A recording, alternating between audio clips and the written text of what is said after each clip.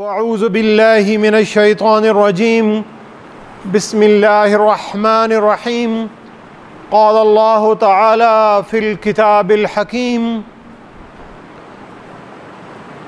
اذ قال ربک للملائکۃ انی خالق بشرا من طین فَإِذَا سَوَّيْتُهُ وَنَفَخْتُ فِيهِ مِن رُّوحِي فَقَعُوا لَهُ سَاجِدِينَ۔ سامعین گرامی، حضرت آدم علیہ السلام کی تخلیق اور ابلیس کا قصہ رب العالمین نے قرآن مجید میں کئی جگہ پر ہمارے لیے قلم بند کیا۔ فرشتے اور جنات اللہ کی جنت میں رہتے تھے، اور رب العالمین نے جب زمین پر اپنا ایک نائب اور خلیفہ بنانے کا ارادہ اور پلان کیا، اور پھر رب العالمین نے اپنے اس پلان کو فرشتوں کے ساتھ شیئر کیا۔ وَإِذْ قَالَ رَبُّكَ لِلْمَلَائِكَةِ إِنِّي جَاعِلٌ فِي الْأَرْضِ خَلِيفَةً، اور جب تیرے رب نے فرشتوں سے کہا کہ میں زمین میں اپنا ایک نائب، اپنا ایک خلیفہ بنانا چاہتا ہوں،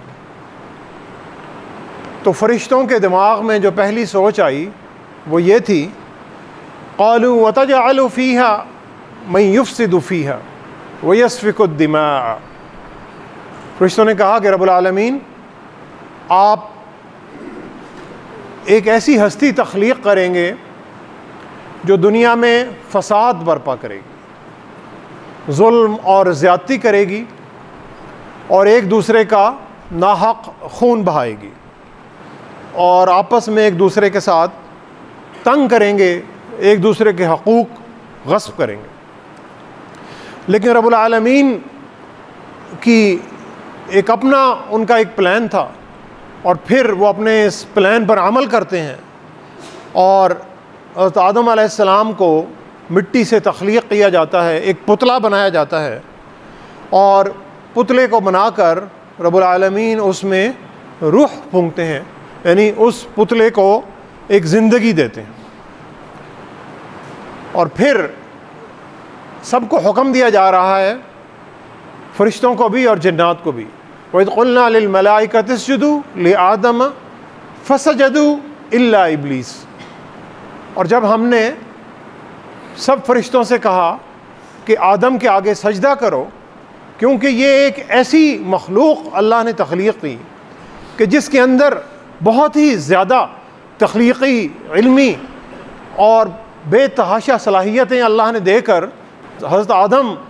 اور حضرت آدم کی جتنی بھی آنے والی اولاد ہے ان کو یہ صلاحیتیں دے کر بھیجا، تو فرشتوں کو حکم دیا جا رہا ہے کہ ان کے آگے سجدہ کرو، تو سارے فرشتے سجدہ ریز ہوتے ہیں سوائے ابلیس کے۔ ابا واستکبر، اس نے انکار کیا اور تکبر کیا، گھمنڈ کیا، غرور کیا، وکان من الکافرین، اور اللہ تعالیٰ کہتے ہیں کہ وہ کفار میں سے ہو گئے، یعنی وہ اللہ کا ایک بڑا قریبی جن تھا، لیکن اس کی اس نافرمانی کی وجہ سے وہ ہمیشہ کے لیے ایک کفاروں کی جو لسٹ تھی اس میں شامل ہو گیا۔ اور ابلیس کی جو منطق تھی وہ منطق بڑی آسان سی تھی کہ خلقتنی من نار وخلقتہ من طین، کہ رب العالمین سے جب اس کا مکالمہ ہوتا ہے، اور یہ مکالمہ بھی قرآن مجید میں کئی مقامات پر آیا کہ ابلیس اللہ تعالیٰ سے کہہ رہا ہے کہ اے میرے رب، آپ نے مجھے تو آگ سے تخلیق کی اور آدم کو مٹی سے تخلیق کی، اور ابلیس اپنے دماغ میں یہ سمجھتا تھا کہ آگ مٹی پر فوقیت رکھتی، یعنی آگ کوئی سپیریئر چیز ہے، کوئی بڑی اچھی چیز ہے، اور مٹی جیسے کوئی بہت ہی ادنا چیز ہے، ایک بڑا کم تر مٹیریل ہے، جس مٹیریل سے اسے اللہ نے تخلیق کیا۔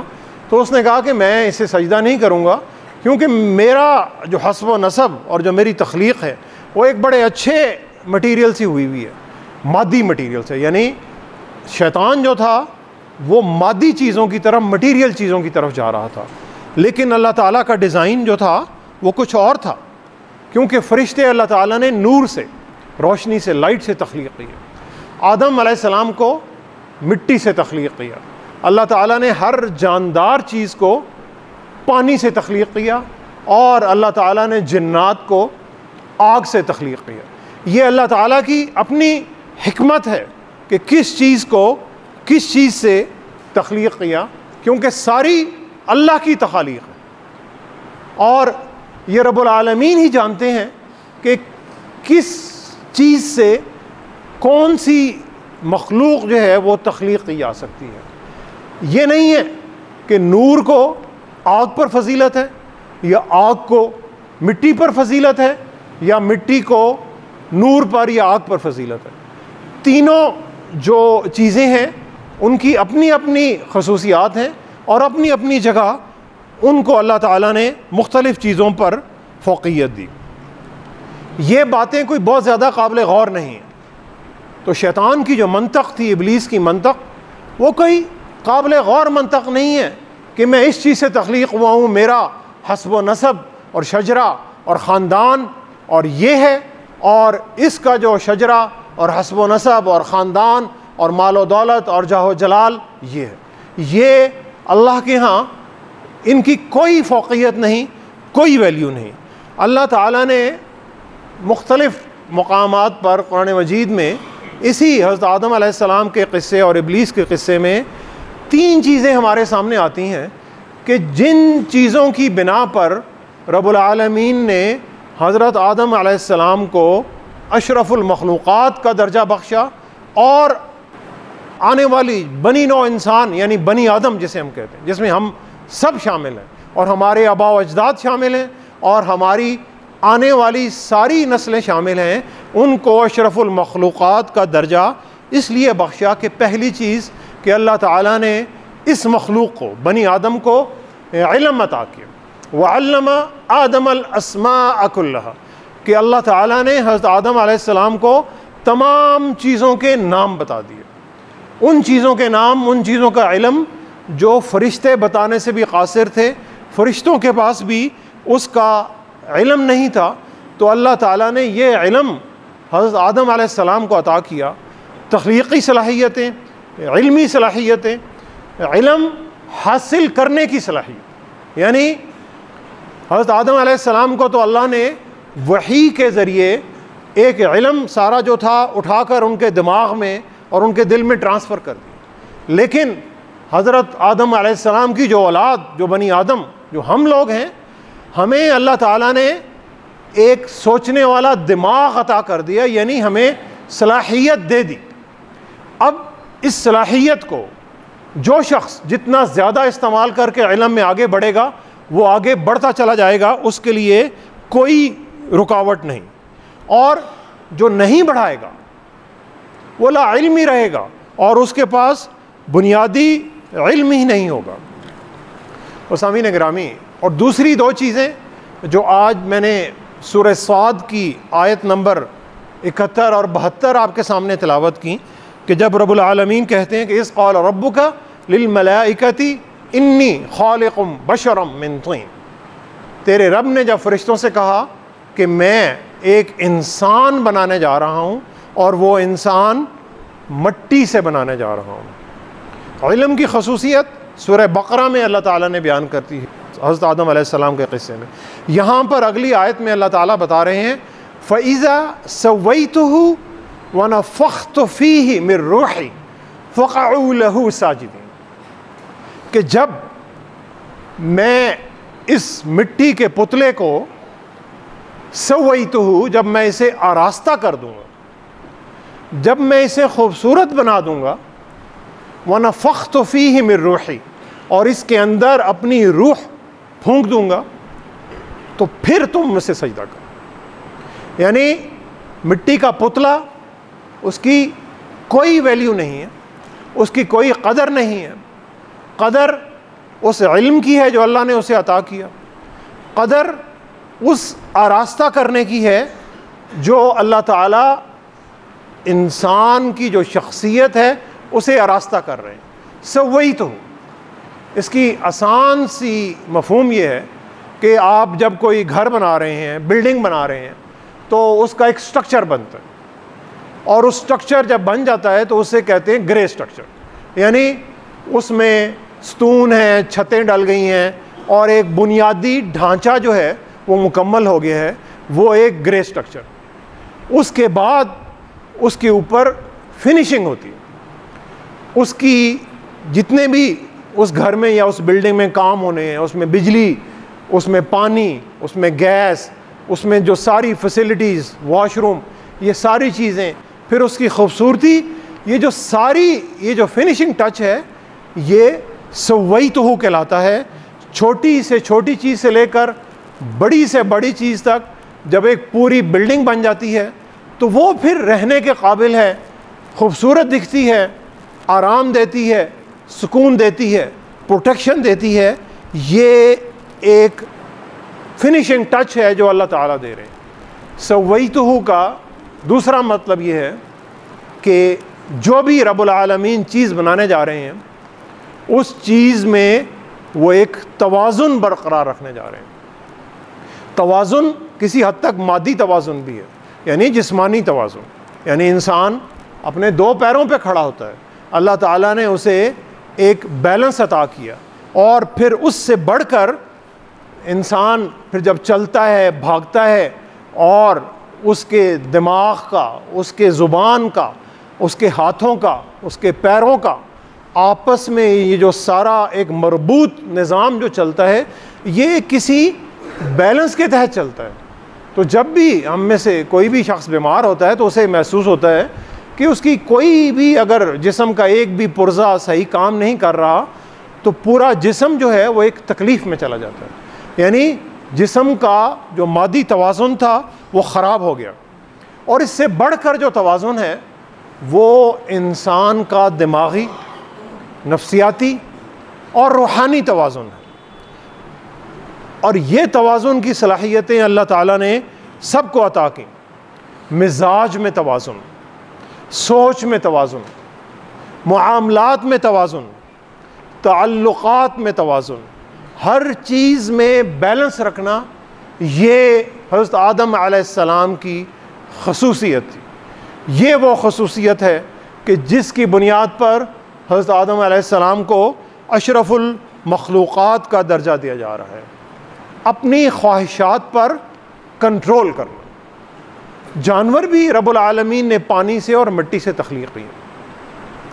جانوروں میں بھی وہی بنیادی حصے ہیں جو انسان میں ہوتی ہیں، انہیں بھی بھوک لگتی ہے،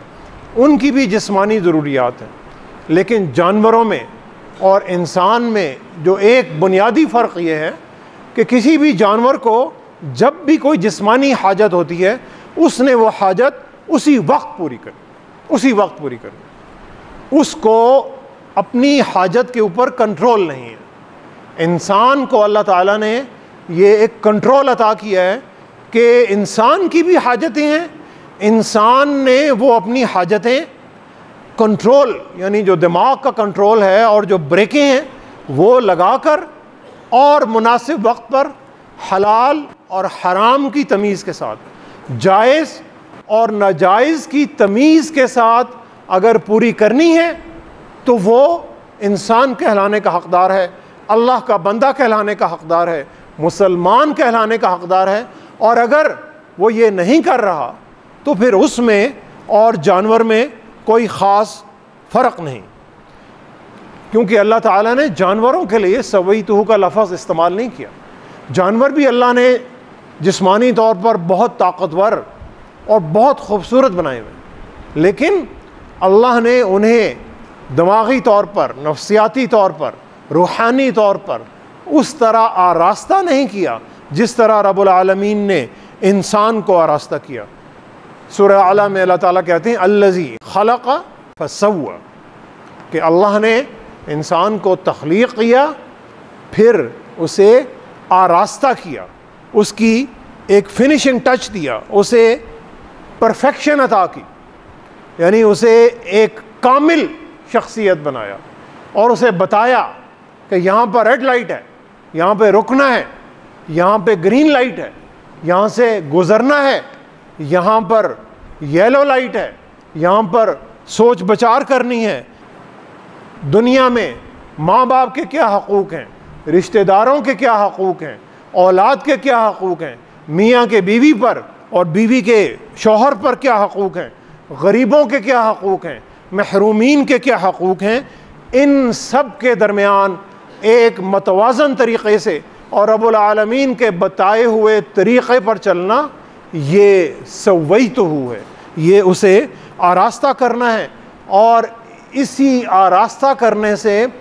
خوبصورتی آتی ہے، اسی آراستہ کرنے سے جمالیت آتی ہے، اسی کو آراستہ کرنے سے دل کا چین آتا ہے، آنکھوں کی ٹھنڈک آتی ہے اور دماغ کا سکون آتا ہے۔ تو سامعین گرامی، پہلی چیز علم، دوسری چیز جو اللہ نے آدم کو عطا کی وہ سویتہ ہو گئی، اور تیسری چیز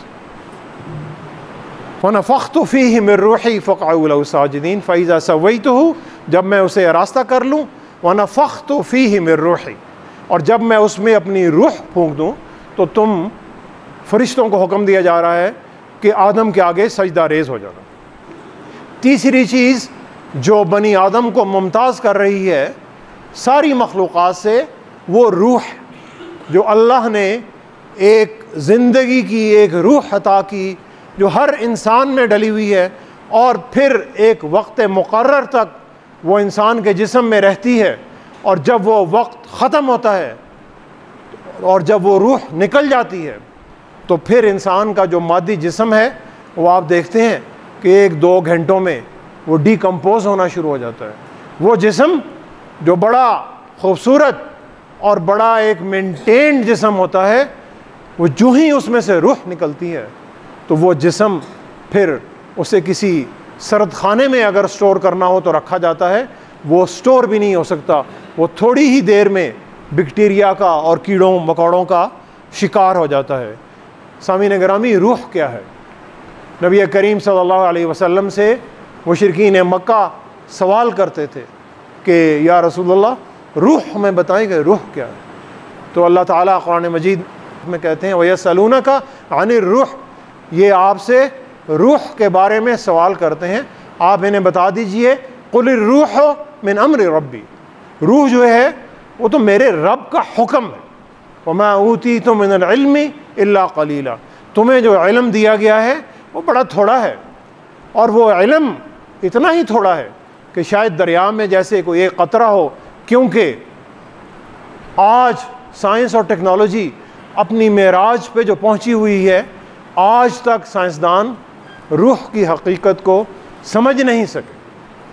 اور اس پہ بڑی تحقیقات ہوتی ہیں اور ہو رہی ہیں۔ اور ایک جو نئی تحقیق ابھی پچھلے کچھ سالوں میں آئی وہ یہ تحقیق ہے کہ پہلے لوگ کہتے تھے کہ روح بھی انسانی زندگی کے ساتھ ختم ہو جاتی ہے، اب وہ کہتے ہیں کہ جب انسان مرتا ہے تو روح جو ہے واپس کائنات میں چلی جاتی ہے۔ اور سائنسدان ایسے کہہ رہے ہیں کہ جیسے ایک کمپیوٹر ہے اور کمپیوٹر کا ایک ہارڈ ویئر ہے، جیسے انسانی جسم ہے یہ ایک ہارڈ ویئر ہے اور پھر اس میں ایک سافٹ ویئر ہے، پروگرام ہے، تو اسی طرح وہ کہتے ہیں روح بھی ایک پروگرام ہے جو انسانی زندگی میں چلتی ہے، اور جب انسان کا دماغ مادی طور پر جب کام کرنا بند کر دیتا ہے تو وہ جو روح کا جو پروگرام ہے جسے وہ سائنسدان ابھی تک وہ جہاں تک پہنچے ہیں کہ وہ واپس کائنات میں چلی جاتی ہے۔ تو سامعین گرامی، رب العالمین نے ان 3 چیزوں کا حضرت آدم علیہ السلام کو دے کر فوقیت دی جو مادی چیزیں نہیں، جو آنکھوں سے نظر بھی نہیں آتی، جنہیں شاید ٹچ کر کے محسوس بھی نہیں کیا جا سکتا، علم جو انسان کے دماغ میں ہوتا ہے اور جس سے انسان دماغ سے پھر ایک نیا علم تخلیق کرتا ہے، سویتہ، پھر وہ اسے آراستہ کرتا ہے اور اپنی شخصیت میں اور اپنے اخلاق اور اپنے کردار میں ایک توازن رکھتا ہے، اور پھر روح وہ جو زندگی جو اللہ نے اسے دی، اور پھر وہ جو زندگی نکل کر دوبارہ عالم ارواح میں چلی جاتی ہے، یہ وہ چیزیں ہیں جو مادی چیزیں نہیں اور سمجھ بھی نہیں آتی۔ تو ان چیزوں کو سمجھنے کے لیے کتاب اللہ سے اور نبی کریم صلی اللہ علیہ وسلم کی حیات مبارکہ سے رہنمائی لینا اشد ضروری ہے، کیونکہ دنیاوی تعلیم مادی چیزوں کے بارے میں تو سائنس بڑے کلیئر طریقے سے بتاتی ہے، لیکن جو چیزیں آنکھ سے نظر نہیں آ سکتی، ہاتھ سے چھو کر محسوس نہیں کی جا سکتی، ان کے بارے میں سائنس بھی بہت حد تک خاموش ہے۔ سامعین گرامی، ابلیس جو ہے، جب حضرت آدم علیہ السلام کے ساتھ اس نے تکبر کیا اور پھر وہ وہاں سے نکلا تو وہ حسد کی آگ میں جلتا رہا۔ کیوں؟ کہ وہ اپنے آپ کو بہتر سمجھتا تھا، اور حضرت آدم علیہ السلام کو کیونکہ ان کی تخلیق مٹی سے ہوئی تھی وہ حقیر سمجھتا تھا۔ وہ سمجھتا تھا کہ آگ بہتر ہے اور مٹی بہتر نہیں ہے، حالانکہ مٹی کے بھی بہت سارے کام ہیں۔ مٹی آگ کو بجھاتی بھی ہے، اس آگ کو بجھاتی ہے کہ جس آگ کو پانی نہیں بجھا سکتا، تو اس آگ کو ریت اور مٹی سے بجھایا جاتا ہے۔ تو ابلیس اس حسد کی اور اس تکبر کی آگ میں جل کر بنی آدم سے اس نے قیامت تک دشمنی رکھی ہوئی ہے، اور اس کی زندگی کا مشن بنی آدم کو تباہی کی طرف اور بربادی کے راستے کی طرف لے کر جانا ہے، اس لیے کہ وہ اپنی بات کو سچا ثابت کر سکے کہ اس کی تخلیق ایک اعلیٰ مٹیریل سے ہوئی تھی اور آدم کی تخلیق ایک ادنا مٹیریل سے ہوئی تھی، تو جس ہستی کی تخلیق اعلیٰ مٹیریل سے ہوئی وہ اعلیٰ تھی۔ اس کی زندگی کا مشن ہی یہی ہے، اور وہ اس مشن کو پوری زندگی، پوری بنی آدم پر، پورے انسانیت پر، دماغوں کو اور سوچ کو وہ انفلوئنس کرتا ہے اور تباہی کی طرف لے کر چلتا رہتا ہے۔ اور ابلیس کے بنی آدم کو تباہی کے راستے کی طرف لے جانے کے کئی ہتھیار ہیں۔ ان میں سے ایک بہت بڑا ہتھیار مایوسی کا ہتھیار ہے۔ ان میں سے ایک بہت بڑا ہتھیار یہ ہے کہ میری زندگی میں کوئی تبدیلی نہیں آ سکتی، میری زندگی میں کوئی بہتری نہیں آ سکتی جب تک میں زندہ ہوں۔ ہمارے معاشرے میں کوئی بہتری نہیں آنی، میں اس معاشرے میں میری کوئی حیثیت نہیں ہے، میں ایک بیکار ہستی ہوں، میں تو ایک معاشرے پر بوجھ ہوں، اور ہماری کوئی اوقات ہی نہیں ہے کہ تم کچھ بھی کر لو، دنیا تمہیں کوئی عزت نہیں دے گی، اور میرے ہونے نہ ہونے سے کوئی فرق نہیں پڑتا۔ یہ جو مایوسی کی سوچیں ہیں، یہ شیطان ہمارے سب کے دماغوں میں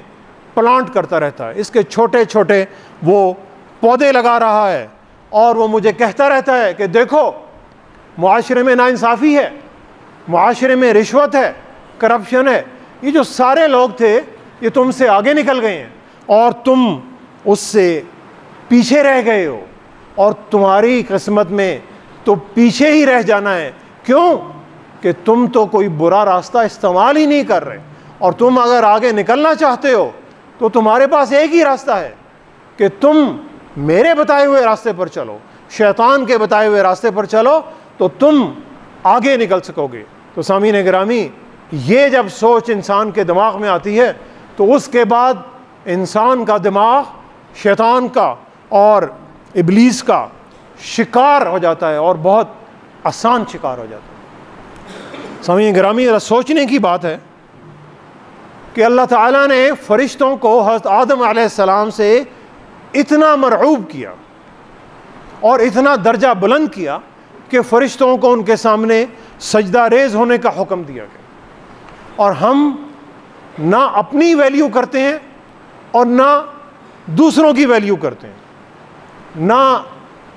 اپنی جو عزت اور جو اپنی، جس کو اقبال نے خود ہی کہا اور جسے خود اعتمادی کہا جاتا ہے، ہم میں سے اکثر خود اعتمادی کا فقدان ہے کہ اللہ نے مجھے تو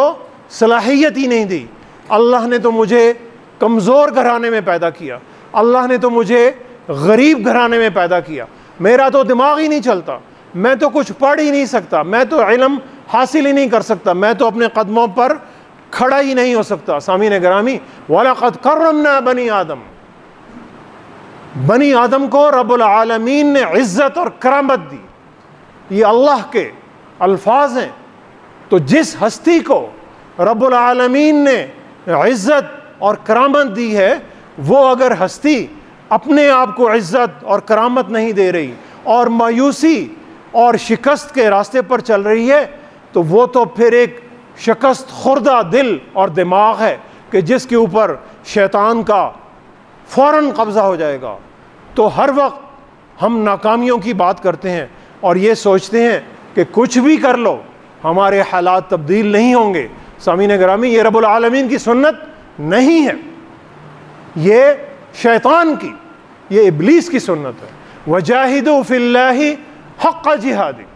اللہ کی راہ میں جہاد کرو ایسا جیسا جہاد کرنے کا حق ہے۔ اللہ کی راہ میں ایسے کوشش کرو جیسے کوشش سعی کرنے کا حق ہے۔ هُوَ اجْتَبَاكُمْ، اس نے تمہیں سلیکٹ کر لیا ہے، تمہیں چن لیا ہے۔ سامعین گرامی، آپ کسی انٹرویو کے لیے جاتے ہیں،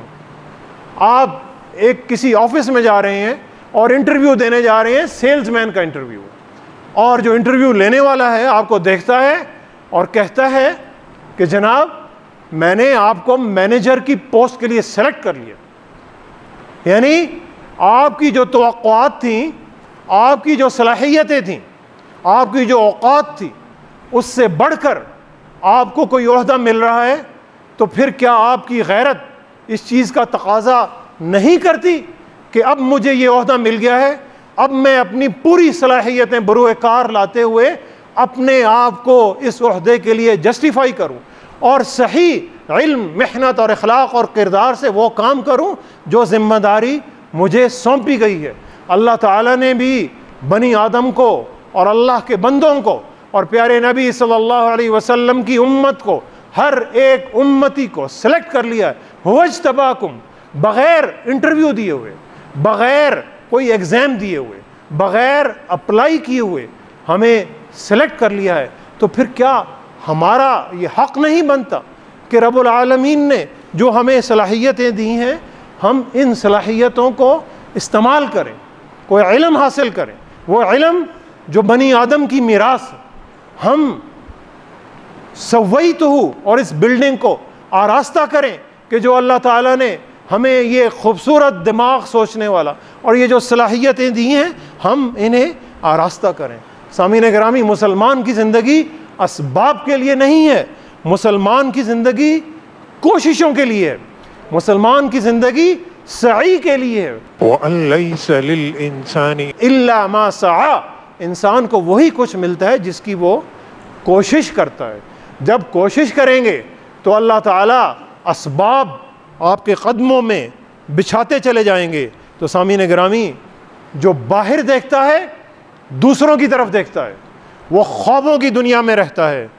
جو اپنے اندر دیکھتا ہے وہ جاگتا ہے، وہ جاگ رہا ہے، وہ اپنے آپ کو علم سے، وہ سویتہ سے وہ آراستہ کر رہا ہے، وہ اللہ تعالیٰ کی دی ہوئی صلاحیتوں کو صحیح طریقے سے استعمال کر کے بڑھا کر اپنے آپ کو اور اپنے ارد گرد کے لوگوں کو اور اپنے ماحول کو روشن کر رہا ہے۔ اور اس چراغ سے جب چراغ جلے گا تو سامعین گرامی، معاشرے میں تبدیلی ضرور آئے گی۔ کیوں؟ یہ میرا وعدہ نہیں ہے، یہ نبی کریم صلی اللہ علیہ وسلم کا وعدہ ہے، یہ رب العالمین کا وعدہ ہے، یہ اللہ تعالیٰ کی سنت ہے جو پچھلی قوموں کے ساتھ بھی رہی اور جو آنے والی قوموں کے ساتھ بھی یہی سنت رہے گی۔ مولانا الطاف حسین حالی نے اپنے کلام میں اس چیز کو شاید بڑی خوبصورتی سے قلم بند کیا تھا کہ ہم میں سے ہر بندہ فراغت ڈھونڈتا ہے کہ مجھے فارغ ٹائم چاہیے۔ حالی نے کہا تھا کہ فراغت سے دنیا میں دم بھر نہ بیٹھو، فراغت سے دنیا میں دم بھر نہ بیٹھو، اگر چاہتے ہو فراغت زیادہ۔ جہاں رام ہوتا ہے میٹھی زبان سے، جہاں رام ہوتا ہے میٹھی زبان سے، نہیں لگتی کچھ اس میں دولت زیادہ۔ کرو دوستو، کرو دوستو پہلے آپ اپنی عزت، کرو دوستو پہلے آپ اپنی عزت، جو چاہو کریں لوگ عزت زیادہ، فرشتے سے بہتر ہے انسان بننا، فرشتے سے بہتر ہے انسان بننا، مگر اس میں لگتی ہے محنت زیادہ، مگر اس میں لگتی ہے محنت زیادہ۔ سامعین گرامی، دعا کریں کہ اللہ تعالی ہمیں اپنی اپنی صلاحیتوں کو پہچاننے اور ان صلاحیتوں کو اللہ کے راستے میں استعمال کرنے کی توفیق عطا فرمائے، اور اللہ تعالیٰ نے یہ جو بنیادی جسم اور دماغ کا یہ جو ڈھانچہ ہمیں عطا کیا ہے، اس ڈھانچے کو ایمان، علم، کردار اور اخلاق کے ساتھ خوبصورت اور متوازن بنانے کی توفیق عطا فرمائے۔ وما علینا الا البلاغ المبین۔